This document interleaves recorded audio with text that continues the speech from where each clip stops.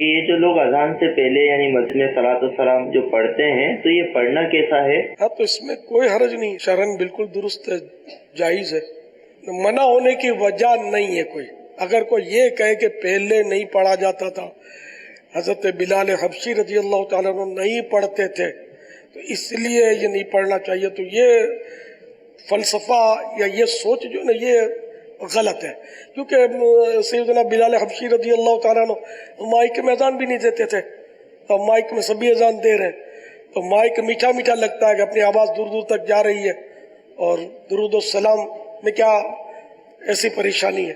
درود و سلام ہی تو ہے نا، اور قرآن کریم میں درود و سلام پڑھنے کا ہمیں حکم ہے۔ تو جن اوقات کی فقہاء کرام نے ممانعت کی صراحت کر دی کہ فلاں فلاں مواقع پر نہیں پڑھ سکتے، وہ صراحتیں موجود ہیں۔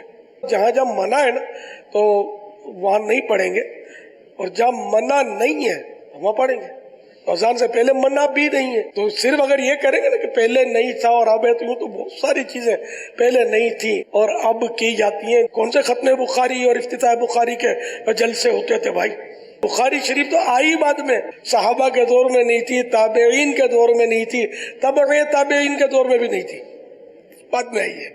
لیکن یہ سب نے اپنایا ہوا نا، کوئی اس پر کسی کو مسئلہ نہیں آتا کہ یہ افتتاح بخاری کا جلسہ ہے کہ اس کی سنت، کہیں بدعت تو نہیں ہے، 100% بدعت ہے، اگرچہ بدعت حسنہ ہے، اچھی بدعت ہے۔ تو اسی طرح درود شریف اذان سے پہلے پڑھنا جو رائج ہوا، یہ بدعت حسنہ کہہ لیجیے، اچھی بدعت ہے۔ تو یوں ہزاروں چیزیں جو پہلے نہیں تھی اور اب ہیں، اور اہل اسلام نے اس کو اپنایا ہوا ہے، تو شیطان کے وسوسوں سے، جال سے نکلے، دعوت اسلامی کے مدنی ماحول میں آئیں، پھر آپ بھی الصلاۃ والسلام علیک یا رسول اللہ پڑھتے اور جھومتے رہیں گے انشاءاللہ۔